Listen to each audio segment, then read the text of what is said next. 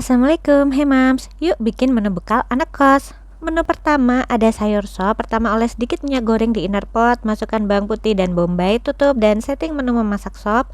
Tunggu hingga minyaknya panas ya.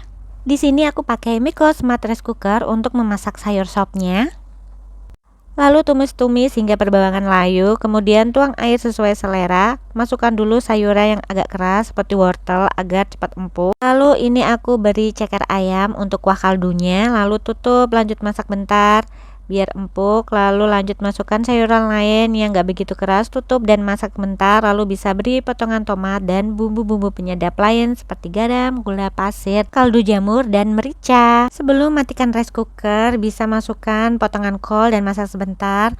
Lalu matikan rice cookernya, taburi dengan daun bawang selagi panas, koreksi rasa dan siap sajikan. Nah, ini sayur sopnya aku taruh ke mangkok tempat bekal kecil yang anti tumpah dan bocor.